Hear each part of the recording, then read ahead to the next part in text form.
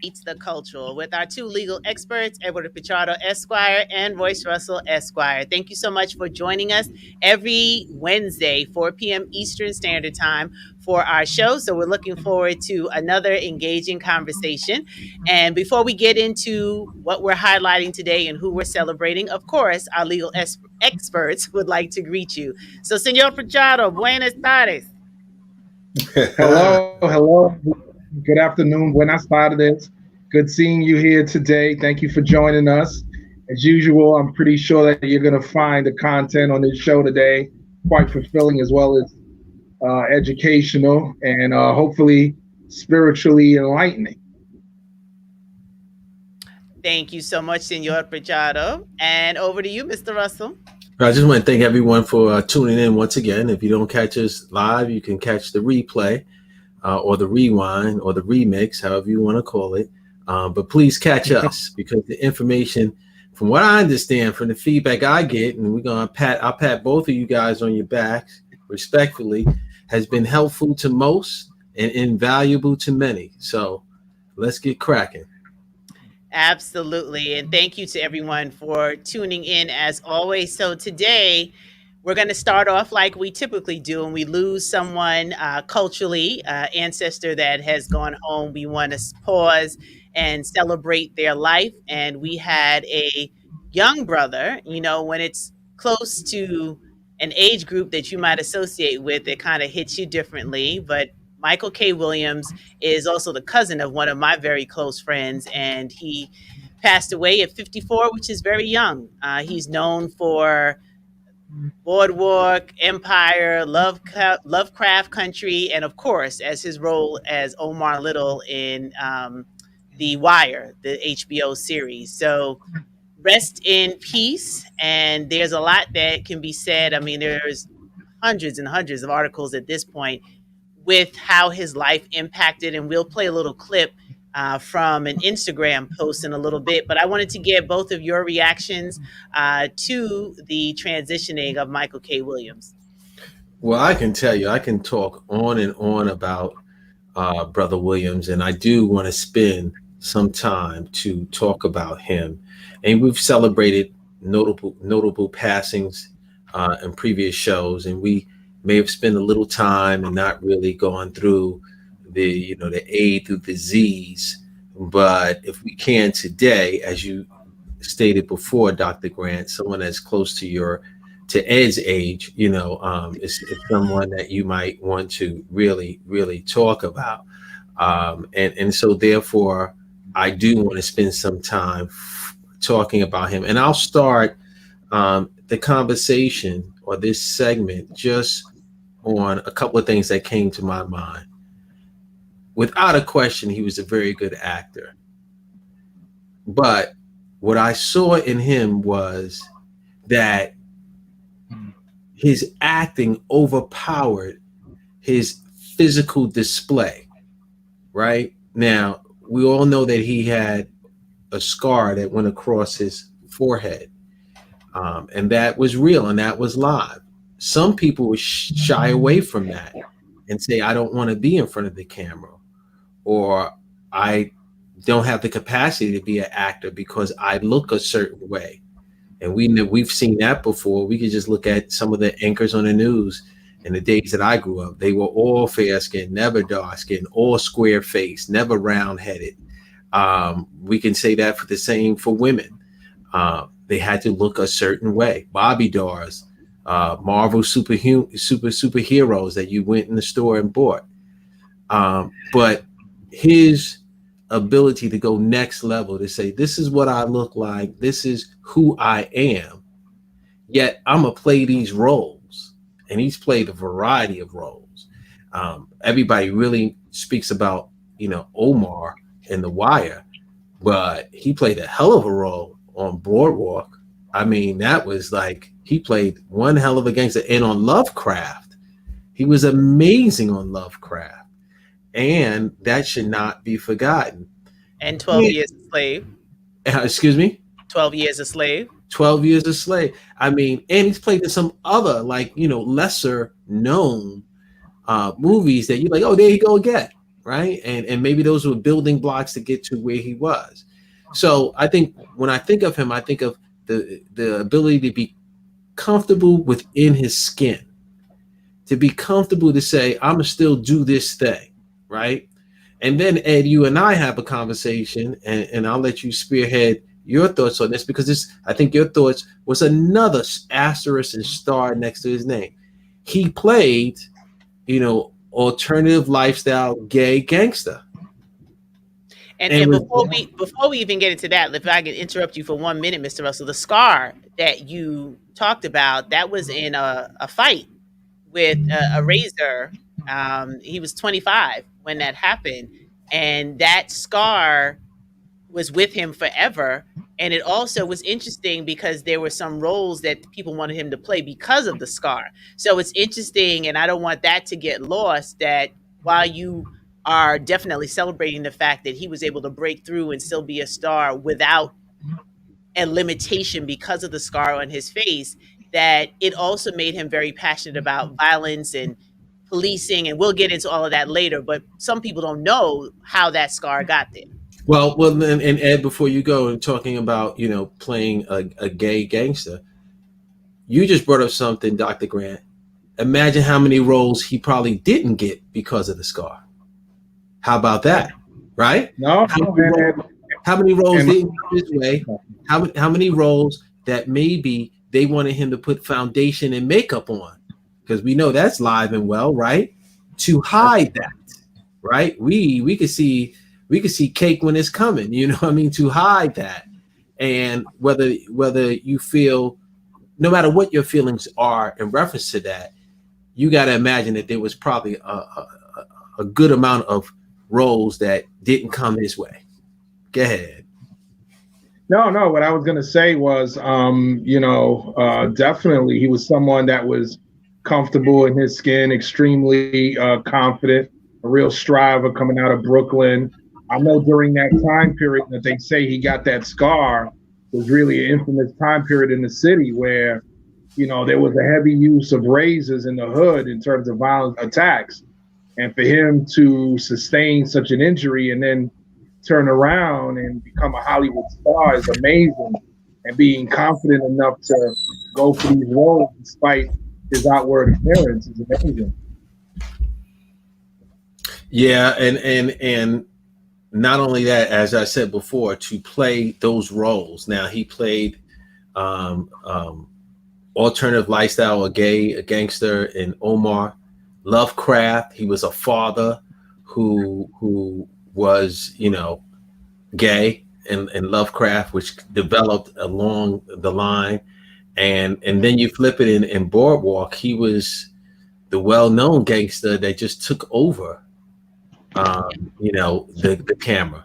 And I say all that to say this, and hopefully you get a chance to talk and show the Instagram. As he said, he was very aware of typecasting, and he was very aware of the roles that he chose to accept. And given what has happened to him personally, I would be, committing malpractice, TV media malpractice, not to talk about his organization, We Build the Block, which was against violence and building the neighborhood, making the neighborhood a safe place. And he also played in When They See Us. Oh, okay. Mm-hmm, all right. The father of one of the young men. So, I mean, there was a lot that he did. And, the We Build the Block, I think we need to just pause for a minute and share that as well, because some folks don't know how far his advocacy went. I mean, I know that right here in Queens, Life Camp, they were playing a tribute to him because of what he has done on the ground. And this is his mission. And he was really passionate about, the over policing within the community versus having these safety solutions. So he was definitely very vocal and very involved in Brooklyn, He showed up for organizations like Life Camp. So, if you've never heard of We Build a Block, you can just go to webuildablock.org as a tribute to him. And why we're spending a little extra time, because this whole show is about where the legal meets the cultural. And he was a cultural influence in all of the Hollywood scene, but then he also took his advocacy to the street, to the block, and just really building and advocating for us and what that looks like in young kids, learning what their voice is, how to share their voice and interact with others. So, you know, I salute him for this, amongst, of course, all of the acting. And for me, it's hard to see actors play different roles because I have them pegged in the roles that I enjoyed. But he really was very well versed in how he showed up on the various shows and movies that he was a part of. So just giving you a little overview of We Will the Block as a tribute. And this is also speaking to legacy, because while he's no longer here, this organization and its mission and those who are a part of it can carry it forward. And I think that's a lesson for us culturally, not to leave this world without leaving our mark.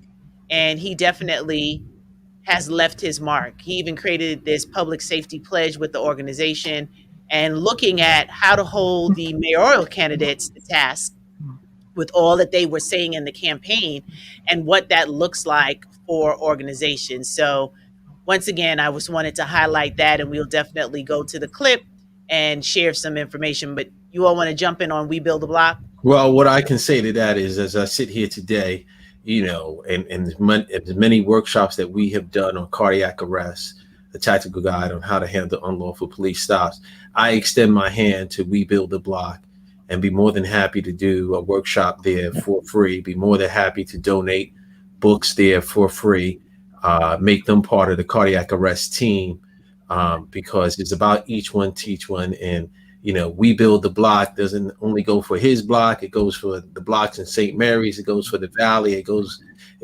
all across, it goes from Wagner, Lincoln, you name it, Brownsville, it's all over. So as anybody from We Build the Block, watch this show, here's my voice, see me today. You have a friend in me, and Dr. Grant, we should make that happen any which way we can. Absolutely. Absolutely. So let's see if we can get this clip to play.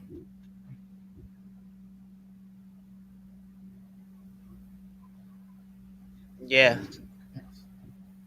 Okay. No, we'll come back to it. I'm going to check this. Oh, you were able to hear it? No, I can't hear it.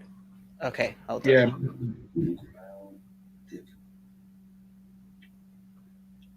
You think I'm being typecast? There you go. I don't know. If this cat is typecast, it's a fucking cat, Ain't got much choice. If you move to a new neighborhood, hung out with the poodle crowd, did poodle things, become a poodle. Still be a cat, But what if he convinced himself that he was a poodle, and everyone else that he was a poodle? Wouldn't that make him a poodle?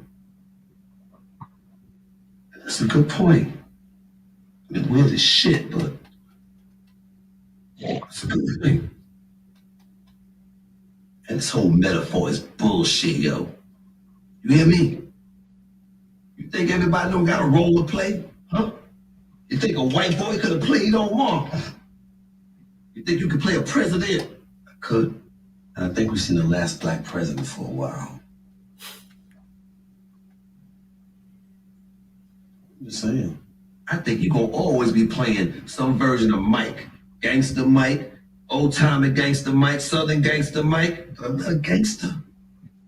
Everyone that knows me knows that. Self-denying gangster Mike. Look, I picked these roles. Me, I made this path for myself. Did you? Yeah, did you? They choose you. You think we would be doing what we're doing if we had a choice? Huh? Face it, man. Look, we from a certain type of people that come from a type of place that look a type of way. You know what that make us? Wow. Typecast. If I would typecast, I'd be in jail or dead. But I'm here. I got out. Got myself out. You sure about that? You think I'm being typecast? So that was deep. Right, and it shows. I mean, there's a couple of things that he says in that, right? And put the critical thinking hat on. He talks about that he got out, right? So he's going back to his roots, right? But he's saying, hey, look, if I was typecast, I would have never made it, right? I would have been a statistic in the projects. I would have been a statistic somewhere, but I got out. But then the other side of it, which I love, you know, as he splits his character, like, did you really get out? Like, or do you know, like, are you really out? Because any given night, you come down any given street, they're not going to think, oh yeah, that's Michael K. Williams with that scar coming down his face. They're going to think like, yo, reach for whatever I'm reaching for. And that understanding, even if I may be off target a little bit in what he was thinking, that's a very real thought right there. Like, no one is recognizing. I mean, there's times that I was at the DA's office. I take off my suit and tie, and I walk the street of 161st Street, and I could walk right by a white colleague, and they wouldn't even know it was me, right? Because they're in their space, right, in their head, right? So, I mean, he's speaking like 3000's truth, right? You know, Andre 2000, like he's speaking, you know, truth 3000 over there. And then the whole idea of, well, did you choose the role or did the role choose you? I mean, that's like, whew, that's deep. It is. And Jerry did that link. I just want Jerry to know the link is in the chat. Get it. I think in that moment he's also talking about playing to his strengths too. You know, because you know, he's like, look, listen, it is what it is. I am who I am. I look the way I look. And, you know, I unapologetically am playing to my strengths and the roles that are most likely going to, you know, fit, you know, my characteristic and profile, you know, unapologetically once again. So, you know, I admire him for that. And I'm just going to stand up a little bit because his shirt is reflective of what he's been doing. You know, he's just, you know, power to the people. He's understanding his power, to your point, Ed, understanding like that's a role that can work for him, but also understanding how it reflects upon his community and who he is in his community. Because it is crazy to say, to a certain degree, if you're not profound and really thinking about it, that I escaped being a real gangster in death in the projects to be a gangster on TV, which may or may not be too far from the type of life that I may have lived or seen from the environment that I'm around. Now that's like, you know, I mean, that's serious right there. I think another thing that I think it's interesting to point out, though, that he didn't start off as an actor. He actually started off as a dancer. And I believe he choreographed a video for a very famous artist. So, you know, he you know, also him not being pigeonholed in terms of just an actor, but then becoming one, you know? And that's why I think some of the talk out there, alleged talk, was that he would come on the stage to play a role in what is it? Is it Hamilton? Was that's the rap Broadway show, you know, for him to come on and to do something like that. That would have blown everything away, as far as career wise.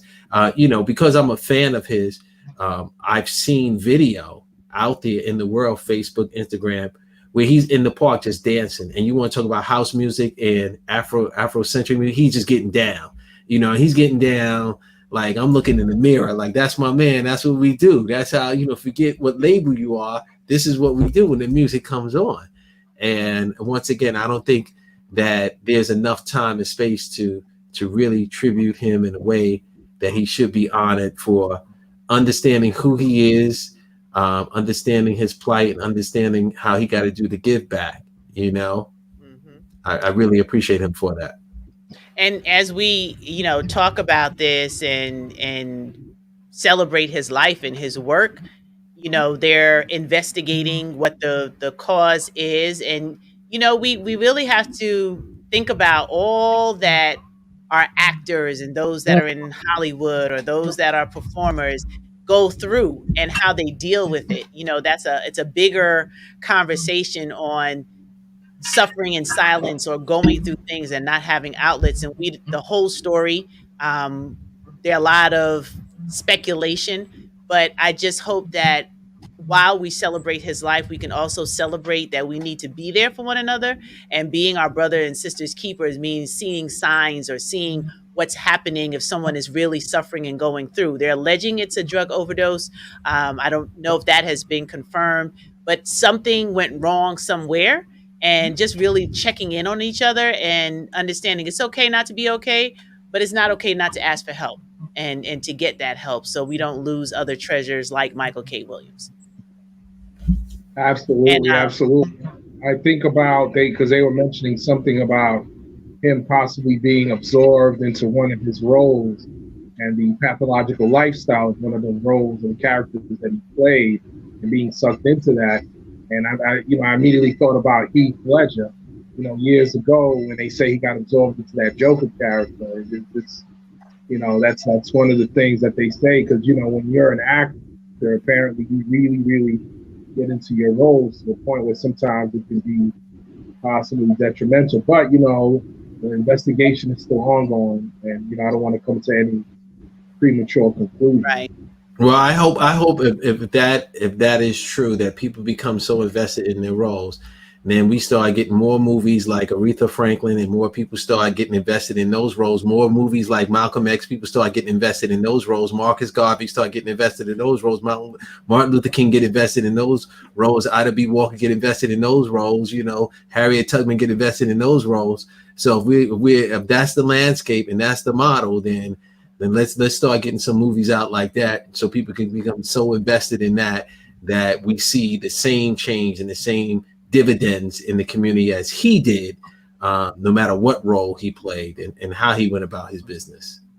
Absolutely. And good afternoon, of course, to Richard, John, Kevin. We appreciate you, Jerry.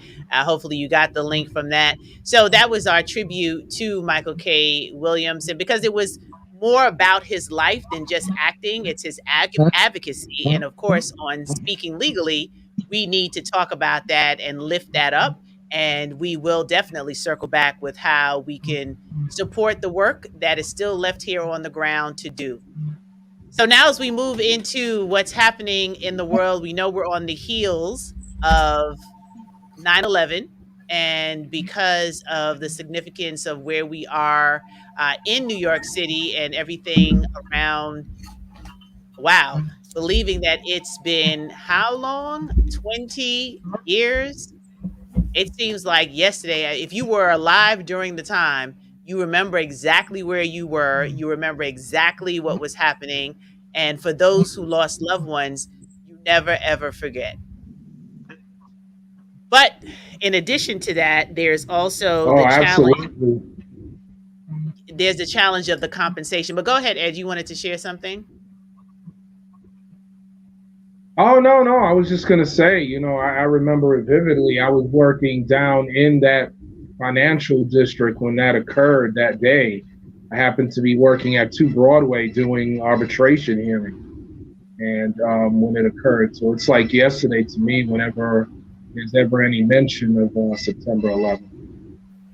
Yeah, I mean, I remember adjourning a case, postponing a case that was in 100 Church Street on that day to go to Brooklyn, and fate has it where as it may be, that I wasn't down there, but I was scheduled to be down there, and that adjournment came on the heels of me jumping on the 2 train to go down there. Once I got off the train and got on the platform, I was like cursing, oh man, this thing got adjourned. I'm all the way down here for nothing. And then I went on to Brooklyn, and then there you go. The incident took place. But the reason why you bring it up, Dr. Grant, the reason why you brought it up, Ed, and the reason why I brought it up, and the reason why we're talking about it today It's because we know we're going on an anniversary, right? One of many anniversaries. And it's about advocacy. It's about power.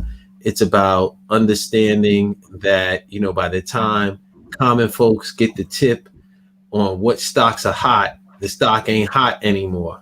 And so we want to try to prevent that and alert everyone to what has been going on for quite a long time, 20 years in the making. The September 11th Victim Compensation Fund, which is there. First, it was there for first responders, and that was police, firemen, EMS that were there, family members that were there the day of and thereafter. But since that time, the definition of first responder has been expanded, and maybe not even expanded. Let's just say other people have been included in the circle of someone that is eligible for victim compensation fund to receive compensation from that fund. And I just want to make sure that our listeners understand who might be eligible and how you go about doing this. Once upon a time, when way before the 10th or 11th or the 9th anniversary, I put an ad in the newspaper in regards to alerting people in our community that this fund existed and you should reach out to my law firm. That fell on deaf ears. But it appears that our community is now more woke. Now they wide awake instead of having, cold in the eyes. The cold is removed. And so now maybe they'll see the opportunity to investigate whether or not they are eligible for any compensation based upon the victim compensation for 9/11, and that they suffer any ailments that will make them eligible. Do you need a lawyer to do this? The answer is yes and no. No, in that people can navigate it themselves. Yes, in that there's always questions that you may have doubt on how to answer. And so therefore, you should consult an attorney, but you don't have to worry about, and I want to take this off the top before we even start, what's the ailments that you can receive this compensation. I want to take it off the top because people are like, oh, well, if I get a lawyer, then that means I have to pay for a lawyer. No, you do not have to pay for a lawyer. So before you give that, Mr. Russell, can I just share what it's been expanded to? Sure. So the Victim Compensation Fund is now opened up and available to those who worked, volunteered in construction, cleanup, and debris removal, as well as people who lived, worked, or went to school in the exposure zone. So that's important to know. And the World Trade Center is a part of the New York City exposure zone, the Pentagon crash site, the Shanksville, Pennsylvania crash site. So it's really expanded to try to encompass more, like we said, than initially the firemen and women, policemen and women, and EMS. So just wanted to share that, and we'll put the site that we're sharing this from, at least that I just read from, in the chat for those of you that are viewing live or watching the replay. Back over to you, Mr. Russell. And no, I can appreciate that. And that's something that I definitely wanted to highlight. So thank you for doing that up front. And so one of the things that we should talk about up front is that, yes, I would advise that you hire an attorney.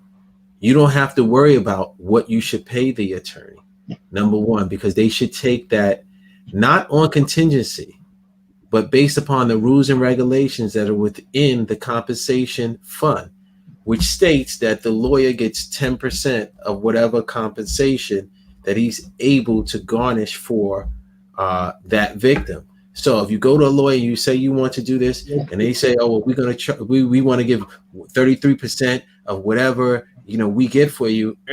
That's the wrong answer. Or they want you to pay a retainer. For those who don't know, a retainer is legal fees that you pay to an attorney that they hold on as payment for their services. And if they are victorious for you, great. If they're not, you lose either way. You pay, you lose, right? Because they're just trying the effort. If that is something that you receive, wrong answer.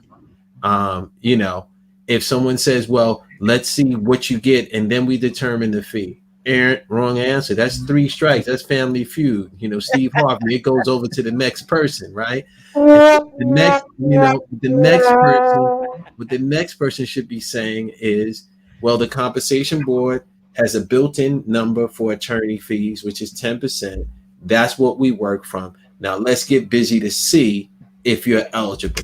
Let's see if we can get you something. Let's see if your ailments fit the criteria for compensation.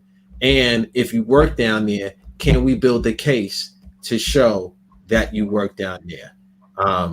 And feel free to interject at any time, because I'm on fire with this, because I bumped into numerous people that I had to knock in their head with a baseball bat. The nameless shall remain nameless. Hit with a baseball bat. Let's get busy on this. What I would say is that, in all fairness, I'm pretty sure that there were people who, at the time that it occurred and shortly thereafter, weren't really suffering any health issues and didn't really think about, their time down there, and maybe until recently. And now, 20 years later, folks are starting to say, hey, listen, I'm having these respiratory problems, or I'm having these headaches, or I just got diagnosed with cancer, and I'm just wondering. And now I'm thinking about it. I did spend time down there. So I'm thinking, possibly it may be that. And I'll interject on some more stuff after you've continued, Royce. Just so I don't overlap. I think there is a segment that can speak to that, right? I think that's probably more the minority than the majority, given what I know and being in this area. And it does take time for ailments to occur, right? So, I think what John has said, should I register just in case? Now, I haven't read anything that says that you shouldn't register just in case, but your application, if you can't prove certain things time certain, it will be denied. Go ahead, Ed. Well, what you may want to do is just simply get on the World Trade Center registry, because my understanding is that registry, the deadline is 9/11/2022. So, about a year left for you to at least get on the registry. So that's something that I believe you can do without necessarily applying for the benefits, but at least making it known that you were down there as a paid worker or as a volunteer. Right. And then at least you're in there. Look, what I want to make sure is that you never want to commit fraud, right? And it's not fraud to put your name in the box, right? Because as Ed has said, some of these things are long term, and we'll get through some of the afflictions and ailments may be more long term. But you need to know within yourself that you're not being felonious, right? That you are real, that this is something that you actually believe in and you can build the case. And the reason why that's important is because I found there are some people that the company has since gone bankrupt or folded or moved. And so therefore, when you're trying to get the verification that you need, which I'll speak to, you can't get that because the company no longer exists, right? Your coworkers that you used to stay in contact with, you don't stay in contact with anymore. So I think, John, that's a great point. Feel free to look at the website and investigate that further. I don't believe that you suffer a penalty. It's just that your case will be denied as of present. You definitely do not suffer a penalty to be on the registrar, as Ed has said, but you should. But I want to make sure that we educate everyone that sees this, sees Speaking Legally, that it doesn't have to be, because a lot of people say, oh, well, I don't have cancer. I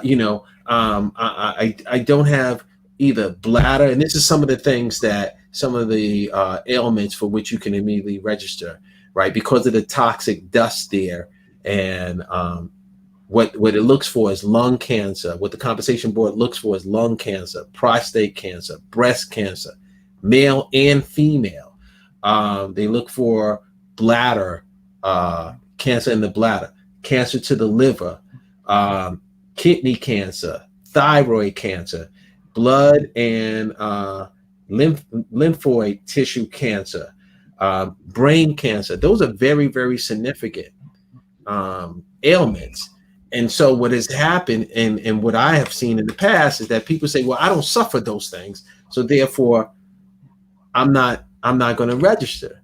Well, to your chagrin and to my demise, there is a lot of things that, sleep apnea you can apply for, asthma you can apply for. Malignant skin mutation to your scrotum, to your skin, malignant neoplasm to your skin, malignant neoplasm to your tongue, malignant neoplasm, and I'm reading it off, to your head, also known as a tumor, right? Malignant neoplasm to your penis, malignant neoplasm to your breast, malignant neoplasm to your small intestines, and the list goes on. That is maybe outside of the realm of cancer per se. What they call sinus, having problems with your breathing.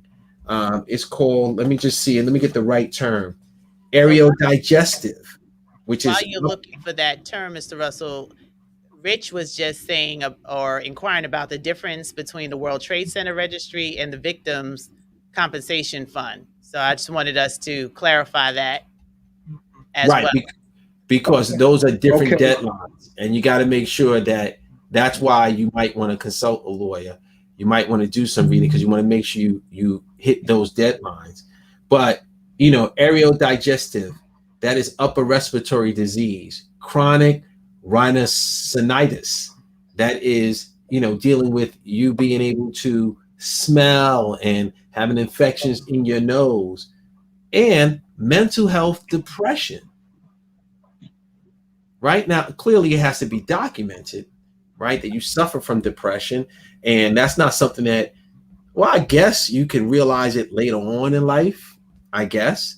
But the board is going to want to see, the fund is going to want to see that you participate in some type of therapy from the time on. Persistent headaches, hoarseness in your throat, infections to your sinus and nasal system, airborne irritants. Like before, you never had any issues with AC being on and cold air. Now all of a sudden you have this, right? And now we're not talking what that money looks like, but we are talking that you're affected rather by something that happened. Airway sensitivities. I'm going through a list of things, chronic cough syndrome. Not cancer, but now all of a sudden, because you live down there, you work down there, now you got this cough that you can't get rid of, that is reoccurring, right? And so we just need to be very, very, very aware. I mentioned lower back pain, certain musculoskeletal disorders, sleep apnea. I mentioned that. There's a gastro reflux disorder. Those are things that, without doing due diligence, you wouldn't even know exist. Just going on first blush, the first blush is that, oh, I don't have cancer, so therefore I can't apply. And what I'm telling you is that, no, that is not the case. And I've learned from other people in other cultures during the practice of the 23 years of practicing law in life, is that there's other cultures that get everything that's on the table.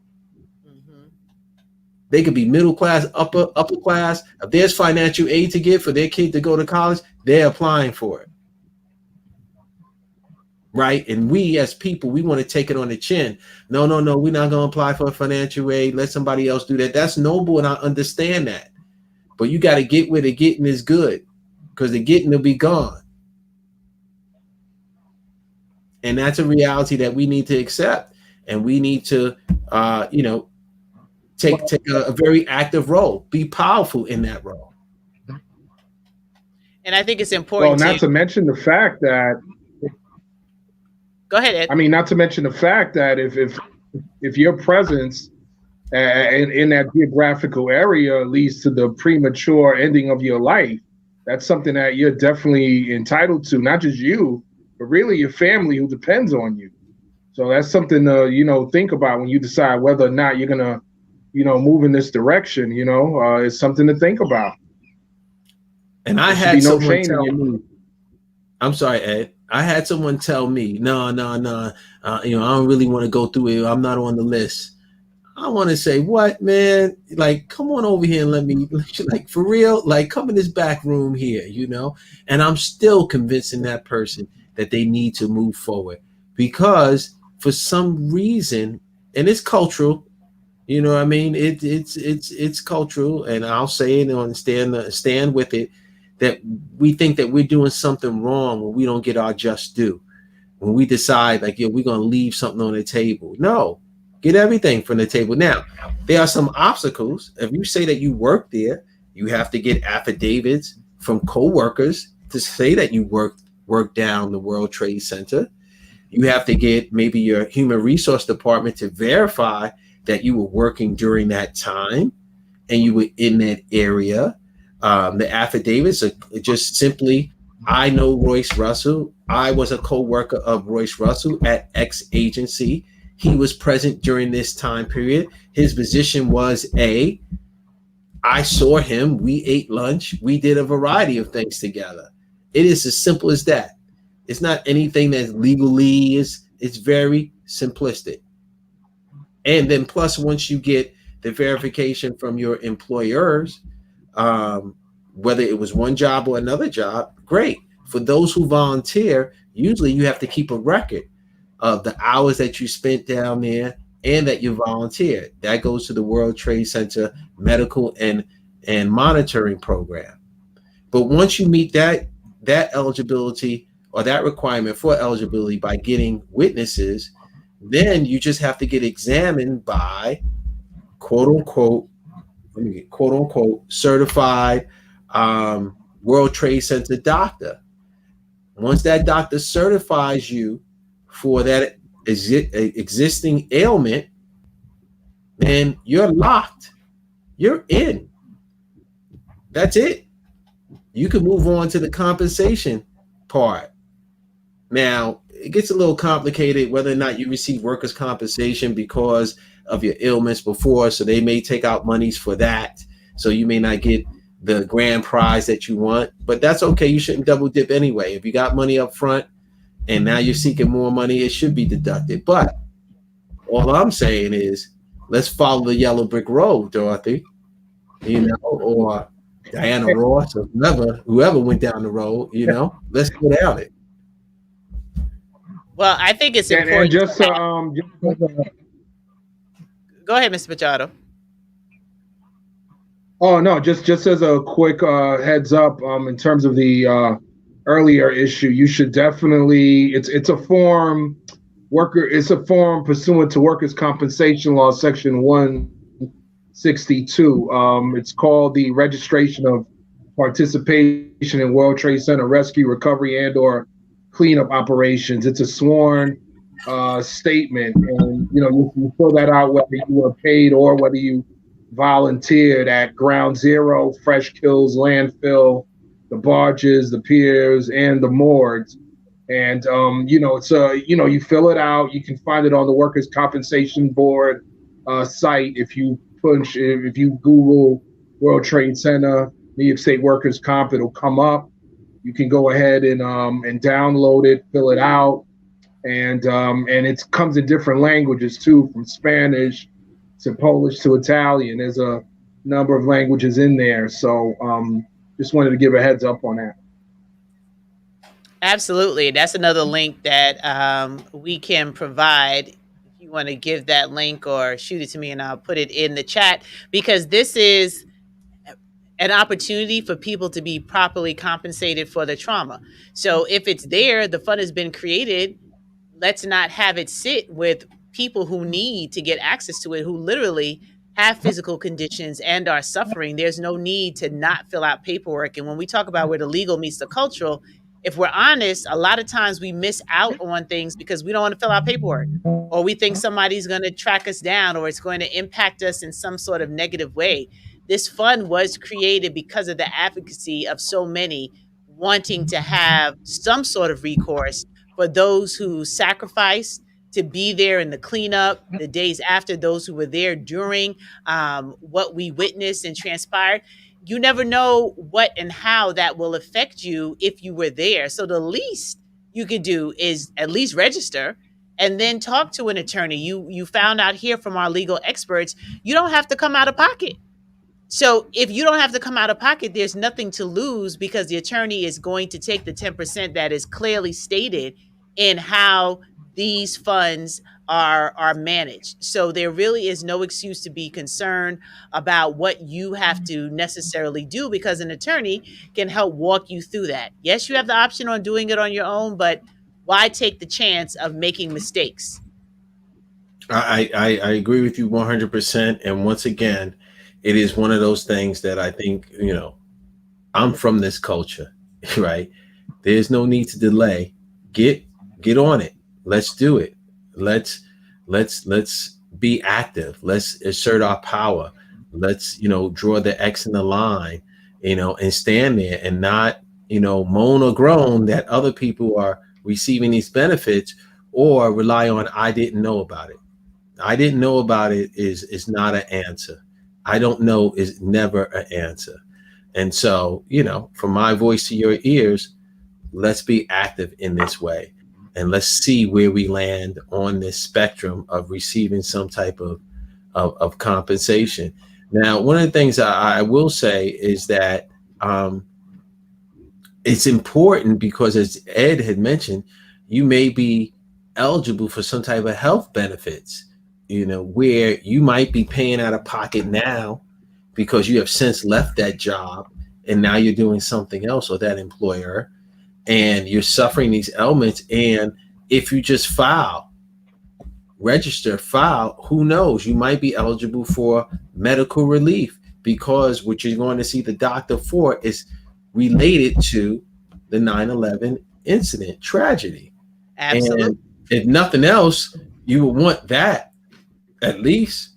And I just put up the Spanish translation, which is available on the site. And I believe they also have Mandarin. So, when you go there, you can get information that you can read in your native language, to the extent that they have 3 to 4 that I believe are available. So there's no excuse. Senor Pichardo, you want to reinforce that for our Latina audience? No hay ninguna excusa. Ahí está en español. Tú lo puedes meterlo en el internet, buscarlo. Ahí están las instrucciones en español. Puedes aplicar en español. También hay abogados como yo que hablan español e inglés a la misma vez, te pueden ayudar. Pues no parte la oportunidad en ningún momento. Gracias. So it's important to know that we are bringing you the information so you can do the research, and that you can share it with people who might be apprehensive. Culturally, we know that there's a little resistance sometimes with signing up and giving our names and filling out paperwork. But this is one of those times that if you were affected, you really want to make sure you utilize this opportunity. And that's why our 2 legal experts are here. And we talk about a variety of things that impact us culturally. And you have the legal expertise to help navigate these waters that you don't need to know about. Why would you need to know about it? That's why we have specialties in areas that you can go and have a professional work on. Now, Dr. Grant, you mentioned something that is just, I guess, humanly just crazy and culturally insane.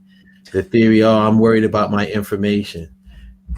If you have a cell phone, all your information, you ain't got to worry about somebody having your information. Your information is had already, right? If you on that social media, if you on Instagram, if you on Facebook, if you doing, the algorithms are working like you wouldn't believe. They're working overtime.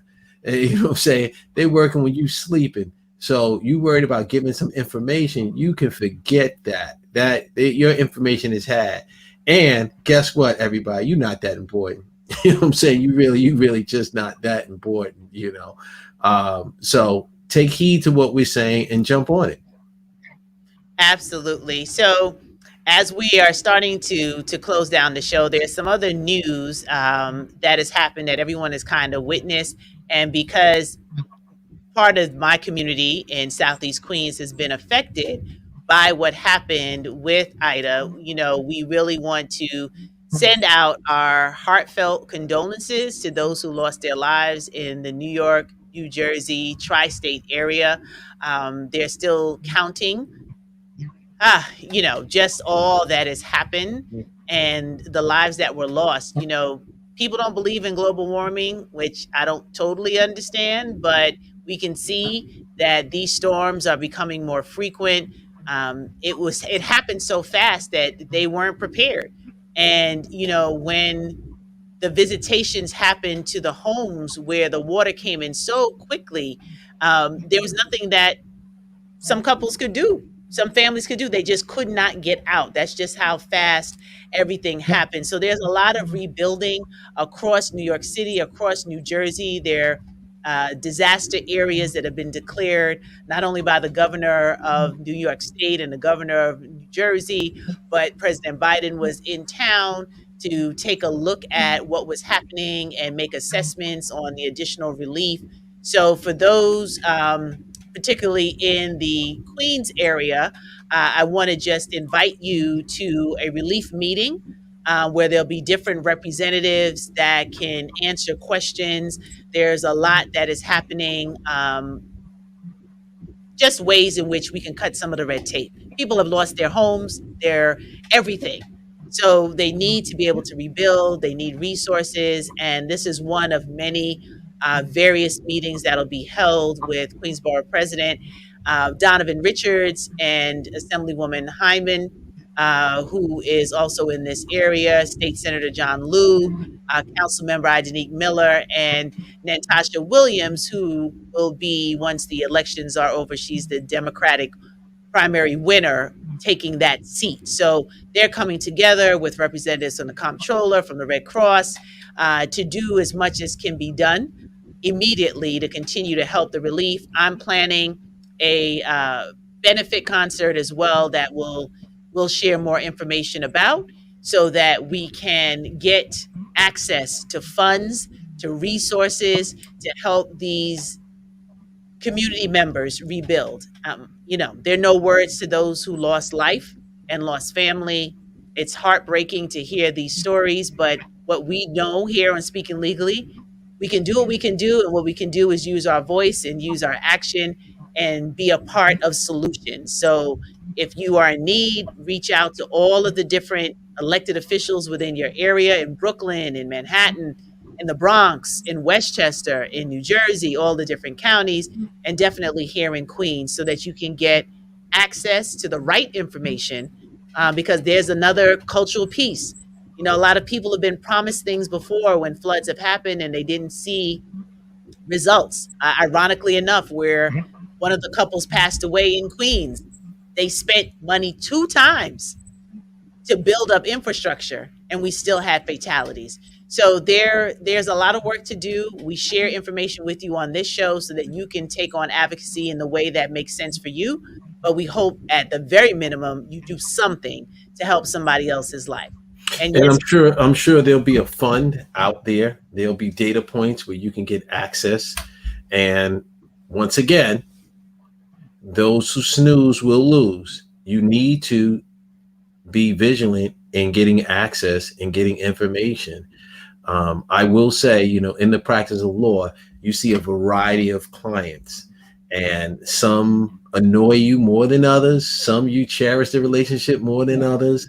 Some you scratch your head more than others. And I always tell all my clients, I'm never going to have more skin in the game than you. Just never. It's just never going to happen. That's not the way this works.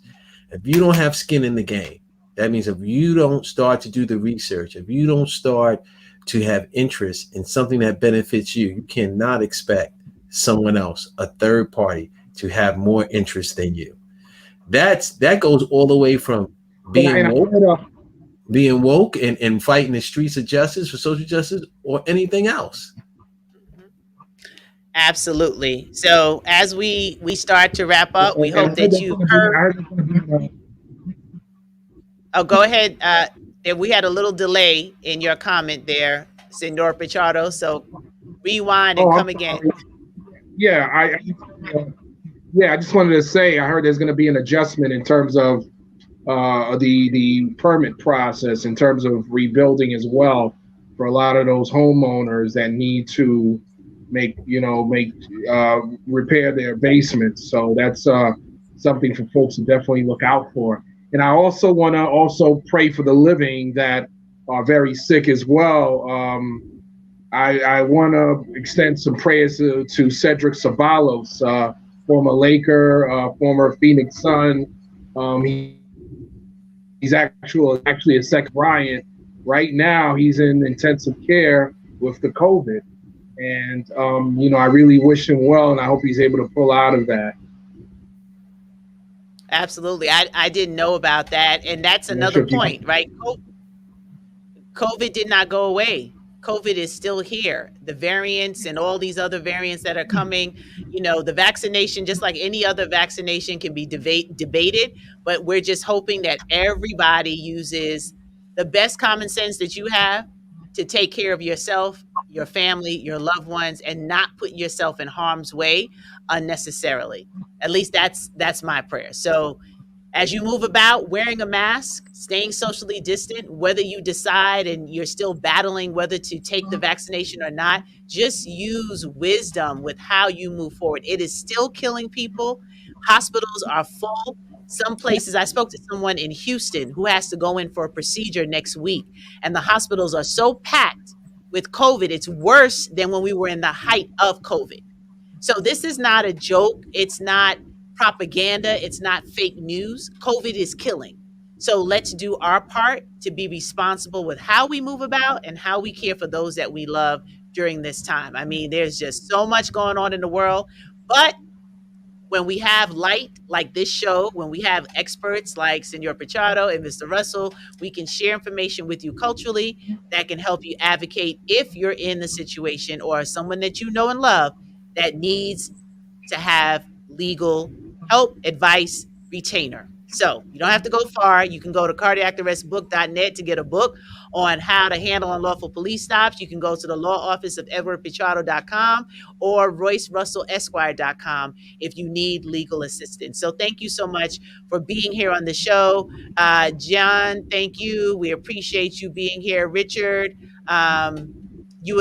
put your comments in the chat, Richard. We'd love for you to continue to come back. Kevin, thank you for being here. Rich, as always, John, Jerry, and all of you who are catching the replay, just put hashtag replay and we'll know that you're watching the replay. But we're here for you every Wednesday, 4 p.m. Eastern Standard Time. This is season 2. We started riding through this crazy pandemic world with you, and we're still here where the legal meets the cultural. So any final words, Senor Pichardo? Well, just please stay safe, take care, and enjoy the rest of your week. Awesome. Mr. Russell. Yeah, just stay safe and stay vigilant and use the internet for more than just finding out what's the latest box scores, or use your phone more than just finding out what's on Facebook or Instagram. Use it to get information and use it to your benefit. All right. Take care. Be well. Absolutely. And Rolanda, thank you as well for tuning in. Caught you there on your comment. Appreciate you. Bye-bye, everyone. See you next week.